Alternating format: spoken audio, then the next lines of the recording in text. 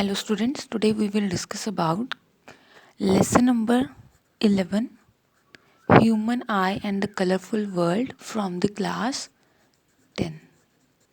Class 10th का chapter है 11, Human Eye and Colorful World.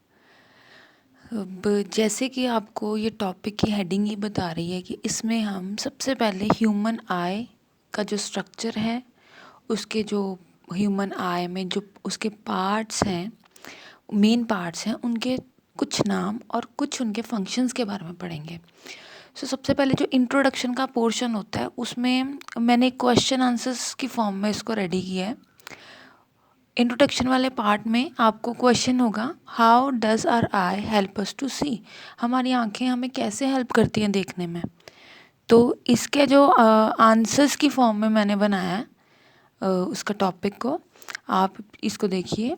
जो हमारी आंखें कैसे हेल्प करती हैं हमें देखने में, एक फिनोमेना होता है लाइट का. आई मस्ट से दो फिनोमेनाज होते हैं लाइट के, रिफ्लेक्शन जिसमें एल लिखते हैं एंड रिफ्रैक्शन.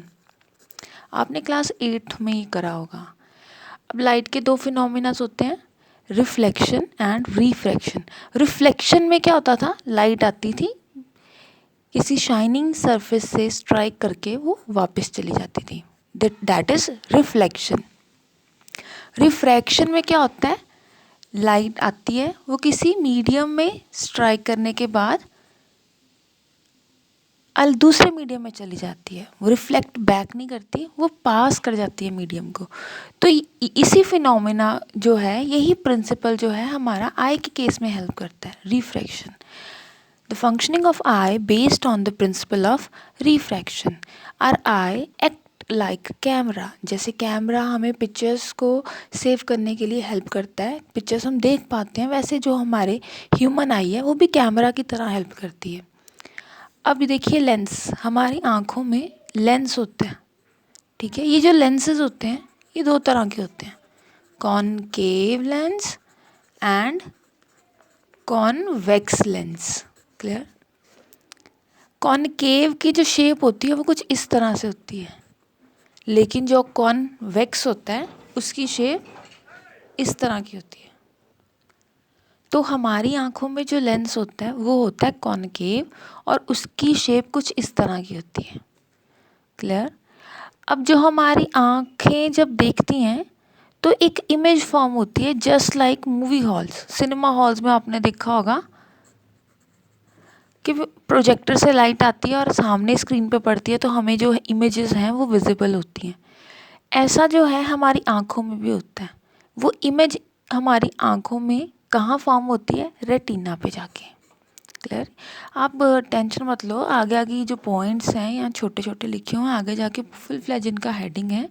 अगर आपने इसको रीड करना हो तो I think page number 187, yes, आपके टेक्स्ट बुक में पेज नंबर 187 होगा. आप उसको भी एक बार रीड करेंगे, क्योंकि 10th क्लास है हमारी, और 10th क्लास में हम इतने से टॉपिक के बेस पे नहीं रह सकते. हमें एटलीस्ट, चाहे हमें पहली बार में ना समझ आए, लेकिन फिर भी हमें 2 से 3 बार उस टेक्स्ट को जो है वो रीड करना पड़ेगा. ठीक है. नेक्स्ट इज, अब इमेज फॉर्म हो गई रेटिना पर. अब रेटिना से जो है इमेज को ब्रेन तक कौन लेके जाएगा, क्योंकि फाइनली इंटरप्रिटेशन तो ब्रेन में ही होगी. तो ब्रेन तक लेके जाएगी एक नर्व जिसको बोलते हैं ऑप्टिक नर्व, जो ब्रेन को सिग्नल सेंड करेगी. ठीक है.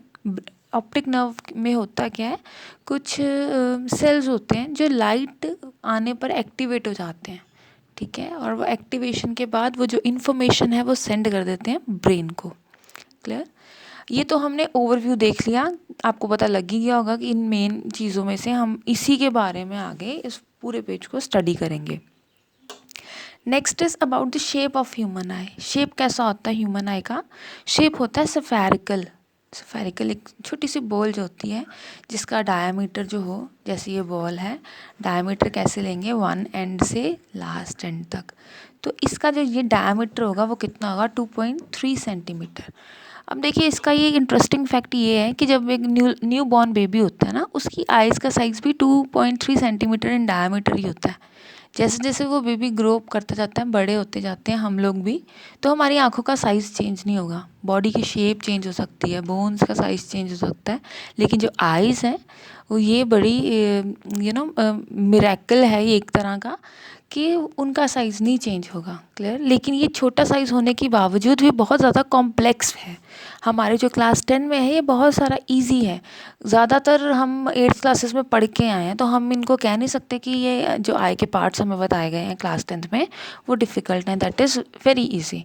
अब डिफरेंट पार्ट्स की बात कर लेते हैं हम। कौन कौन सा पार्ट होता है आई में? आई में सबसे पहले नंबर पे आप पढ़ेंगे कॉर्निया। जैसे हमारी ये आँख है, क्लियर, इस तरह की आई को सेंटर में एक ब्लैक डॉट होगा। आँख के ऊपर, आई के ऊपर एक ट्रांसपेरेंट शीट होता है जिसको बोलते हैं कॉर्निया। ये ट्रांसपेरेंट शीट कैसे काम करती है? ये लाइट को एंटर करवाएगी।